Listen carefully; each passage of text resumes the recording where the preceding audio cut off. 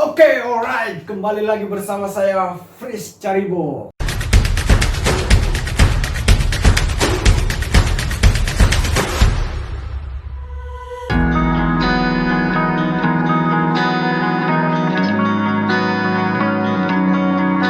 Nah, pada kesempatan kali ini saya akan membuat konten baru lagi dengan judul kebahagiaan. Dan yang sering saya lakukan selama ini, saya tidak sendirian tapi ditemani oleh salah satu brother saya begitu. Tetapi pada saat ini juga brother yang berbeda lagi begitu maksudnya. Oke, langsung saja ini lagi ya. Oke. Oke, brother. Selamat malam, brother. Luar biasa. Oke, terima kasih kedatangannya brother ini untuk bisa bersama saya untuk membuat konten yang ya istilahnya sangat dinanti-nantikan oleh teman-teman subscribe saya di luar sana. Nah, apa kabar ini, brother? Puji Tuhan, luar biasa, brother. Amin. Jadi apa saja yang kegiatan selama ini, brother, selama corona ini? Paling kita tetap produktif pada beberapa kegiatan-kegiatan kemanusiaan, baik itu atas nama lembaga di komunitas ataupun juga beberapa kumpulan-kumpulan kecil teman-teman di kampung kemarin. Ya, seperti itu sih. Beruntungnya di kampungnya bisa ngumpul-ngumpul begitu. Iya. Jadi kita yang ada di kota ini, aduh, biar kumpul-kumpul saja setengah mati, brother. Jadi ya begitu banyak pengalaman lah. Oke, pertama saya hanya memberikan beberapa pertanyaan sih tentang kehidupan kita sehari-hari, lebih khusus tentang kebahagiaan begitu. Jadi yang paling pertama, apakah brother ini sudah bahagia untuk menjalani hari-harinya begitu? Oke, jadi sebelum saya jawab, saya minum dulu. Oh ya, silakan. Ya, saya sudah persiapkan di sini tadi. Iya, langsung saja. Memang karakter saya dan kebiasaan saya memang harus begitu. Kita harus minum dulu supaya kita encer dulu lah, brother. Karena ini temanya ini tentang kebahagiaan. Kebahagiaan, iya betul. Jadi saya bahagia ketika sudah minum teh. Jadi sesederhana ini sih. Iya. Kebahagiaan itu kalau saya cukup jadi diri kamu sendiri. Maksudnya ketika kita sudah jadi diri kita sendiri, saya yakin apa yang ada di benak kita, apa yang akan kita jangkau ke depannya itu pasti kita sudah bisa persiapkan matang-matang karena kita tahu batas, kita tahu kelebihan dan kekurangan diri kita. Jadi kemudian kalau misalnya bertanya apakah saya sudah bahagia saat ini, ya kan? Iya, betul. Puji Tuhan saat ini saya sangat bersyukur dan saya sangat bahagia. Yang pertama masih diberikan nafas, yang kedua saya masih bisa berinteraksi dengan teman-teman, terkhusus dengan Bro Frit, orang tua juga, dan sanak saudara. Nah, kira-kira seperti itu. Ya, sangat bahagia, apalagi kebahagiaan itu ketika kita quality time begitu, lebih pentingnya kepada keluarga begitu. Betul. Ya, jadi ya itulah tentang kebahagiaan itu, ketika kita bisa menjadi diri kita sendiri begitu. Kemudian bisa menciptakan apa yang kita inginkan begitu, bisa kita bisa relasi dengan orang lain menurut apa yang kita inginkan begitu. Ya sangat luar biasa lah, sederhana sih sebenarnya tentang kebahagiaan itu begitu. Nah, untuk selanjutnya ini, brother, yang kedua ini, apa hal yang paling bahagia yang pernah terjadi dalam dirinya brother begitu, bisa kita ceritakan di sini, brother? Ada beberapa sih, yang pertama, saya bahagia karena saya Yang pernah lahir terjadi. ya. Yang pertama yang saya paling syukur itu saya bahagia karena saya lahir di keluarga yang notabene-nya kita Kristen ya. Iya. Dan itu saya sangat bersyukur bisa punya Tuhan Yesus dan Bunda Maria dan semuanya. Kemudian yang kedua, saya bahagia karena sampai saat ini Tuhan masih mencukupkan semua apa yang saya butuhkan.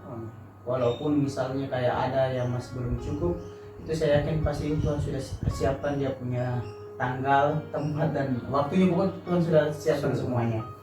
Kemudian kebahagiaan selanjutnya itu ketika saya ditolong atau saya ditarik sama Tuhan. Maksudnya tarik dalam artian ini bahwa saya dulu pernah minum, saya pernah merokok, bahkan pernah obat-obatan. Di situ saya mulai ditarik lagi sama Tuhan ke dunia yang lebih indah tentunya. Dengan apa?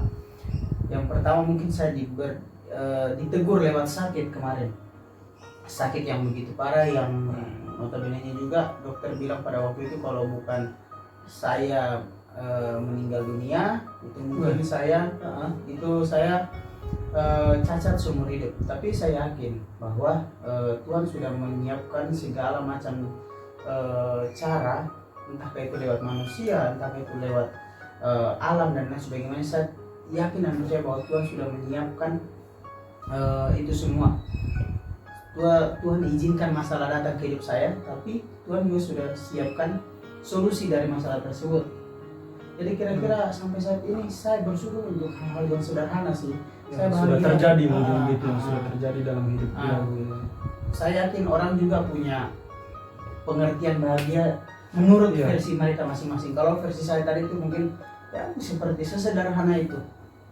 Iya, artinya begini, memang saya berpikir bahwa ketika brother dia menceritakan tentang pengalaman kebahagiaannya, yang paling pertama yang saya telah sampai saat ini bahwasanya bahwa di awal memberikan sebuah sakit begitu, dan kalau menurut saya itu bukan sebuah kebahagiaan, tetapi itu sebuah Sengsara.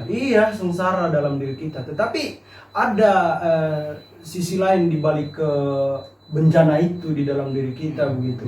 Ada rencana lain dari Tuhan Yesus untuk memberikan sebuah kebahagiaan itu terhadap diri kita begitu. Mungkin lebih kepada kita selalu bersyukur atas apa yang diberikan oleh Tuhan kepada kita begitu. Sehingga ya mungkin dengan sendirinya kebahagiaan itu muncul begitu. Tetapi brother, kadang-kadang orang kerap kali mencari kebahagiaan itu sampai di mana begitu. Kemudian mereka tidak menemukan seperti apa kebahagiaan itu begitu.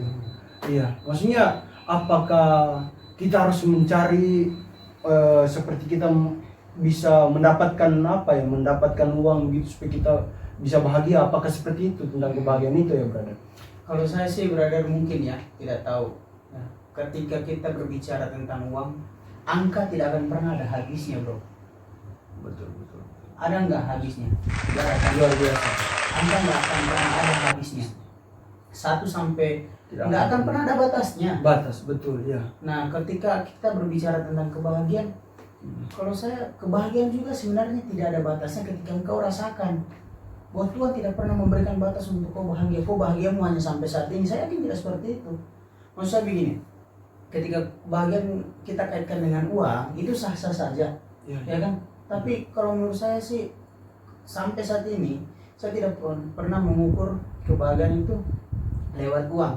Saya hanya memandang uang itu semata-mata hanya hal yang melengkapi kehidupan manusia, melengkapi dalam artian ini finansial.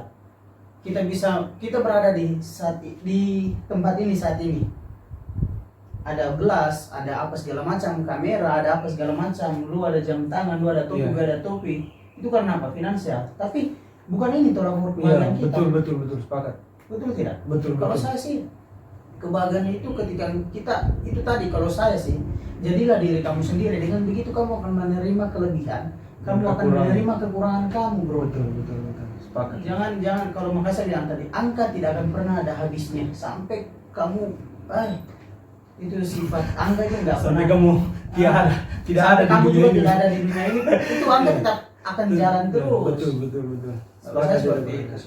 Jadi ya cukup jadilah diri kamu sendiri, karena kamu bisa menemukan jati diri kamu di situ sesungguhnya. Oke, sambil kita ngopi ngetik, brother. Jadi saya sedikit ada lagi pertanyaan saya. Yang ketiga, Jadi di sini saya membuat pertanyaan ini sudah terstruktur memang tentang kebahagiaan, kemudian asumsi dari orang lain tentang keburukan kita begitu, dan dampaknya kepada diri kita bahwasanya bahwa itu adalah ketidaknyamannya dalam diri kita ketika ada tanggapan orang lain begitu, bahwa diri kita begitu begini begitu. Asumsi-asumsi itu yang kerap kali yang kita temukan. Nah, apa asumsi yang terburuk yang orang lain terlihat pada diri kamu semenjak kamu berada dalam fase-fase saat ini begitu? Saya oke.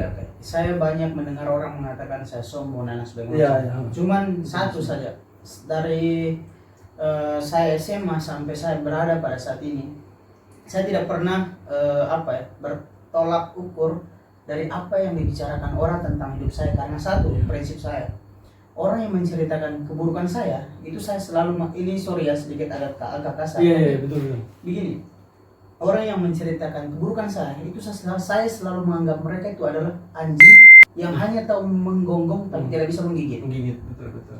Iya, karena apa? Lihat aja anjing kalau diikat, dia hanya bisa menggonggong walaupun dilepas juga, ya kan? Iya, betul. Kita pegang kayak matilah dia. Iya, betul. Iya, maksudnya begini.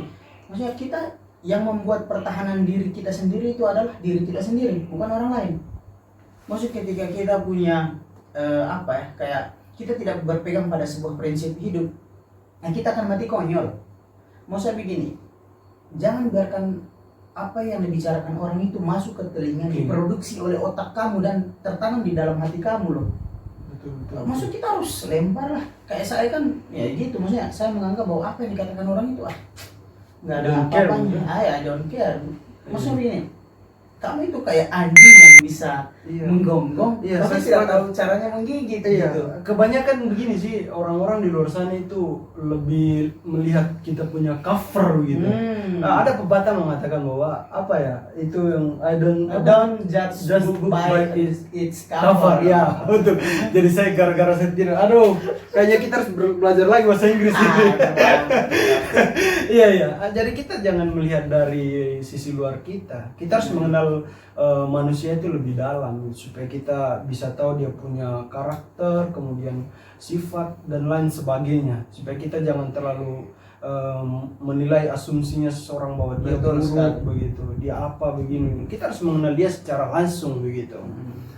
Dan ya saya sangat sepakat sih, maksudnya ketika ada orang yang menilai kita dari luar bahwa kita harus begini, tidak perlulah kita mendengar, tidak perlu kita meresap. Jadikan itu sebagai motivasi supaya kita bisa bisa mengubah atas apa yang mereka sampaikan terhadap kita begitu. Saya lebih kepada itu sih sebenarnya.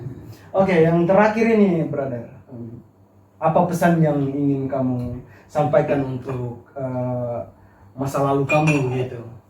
Ini pesan untuk masa lalu dari beliau gitu. Untuk masa lalu saya. Iya, untuk masa lalu mungkin begitu, ada banyak hal-hal yang buruk atau baiknya dalam masa lalu begitu, supaya kita bisa merubah lagi untuk di masa depan, mungkin seperti itu ya. Iya. Oke, baik. Saya pernah mendengar satu pepatah ya. Iya. Teman saya bilang bahwa mantan itu adalah ombak. Betul, maksudnya logikanya dapat sih, misalnya. Iya. Kenangan itu kayak ombak. Ketika Ombak, ya. tahu kan ombak? Iya. Misalnya dia akan datang dari dalam. dari dalam, dia akan datang terus. Begitulah kenangan-kenangan masa lalu. Kenangan masa buruk itu seperti itu. Dia akan datang terus menghampiri kita, brother. Tapi satu yang pasti bahwa kita hidup itu, manusia itu harus berprinsip. Iya. Jangan hidup terlalu monoton. Iya, jangan hidup. Kita tidak boleh hidup dibayang-bayangi oleh masa lalu. Wah, harus bisa keluar dari zona nyaman. Iya dong. Kalau teman aku juga bilang itu, satu, jangan jadi manusia kardus. Maksudnya manusia kardus, kita hanya hidup di dalam kotak-kotak itu aja. Iya, betul. Kita harus coba cari kardus yang lain. Kita akan melihat, wow, misalnya kardus Indomie kan beda wanginya ketika kita pindah ke kardus Rinso. Kita harus merasakan kenikmatan di balik kardus tersebut. Nah, itulah hidup ya. Nah, jadi pesan saya, hai William yang lama, cukup kamu di sana saja. Biarkan saya bergerak menuju ke masa depan yang lebih cerah. Yang baru asik. Sangat luar biasa. Iya ya, jadi ya diri kita sendiri lah itu yang bisa mengubah kita punya diri kita sendiri juga. Tidak bukan orang lain yang datang kemudian William atau Fritz kamu harus berubah kamu. Nah, itu omong kosong saja. Itu hanya istilahnya orang itu hanya mau bukan memperduli sih, lebih kepada apa begitu Dia hanya datang itu. Dia ada juga yang mencari datang, tahu saja mungkin lebih Nah, kepada. ada juga yang datang kayak parasit, bergantung. Dia sudah cerita hidup kita, bergantung lagi sama kita. Sama kita. Itu yang itu sampah. Iya betul. Sampah masyarakat. Iya, betul. Nah, mungkin itu saja untuk kali ini, brother. Jadi ya, terima kasih banyak kehadirannya beliau. Jadi sangat terinspirasi sekali dengan video kali ini, dengan dia punya kata-kata, terinspirasi banget begitu. Jadi beliau ini juga dia punya channel namanya. Iya, bisa. Rakyat Muda Channel, jadi di Iya. situ random isinya, ada kata-kata pokoknya apalah. Tidak terlalu bagus tapi bisa Ya, disaksikan. teman-teman kalau ada membutuhkan sebuah kata-kata motivasi ya bisa mampir ke Raka Channel, Rakyat Muda Channel gitu. Di situ kalian bisa menemukan mungkin ada masalah, bisa kalian sharing-sharing di sana gitu. Oke, terima kasih kepada teman-teman di luar sana yang sudah menonton video ini, dan jangan lupa like, comment, dan subscribe. See you.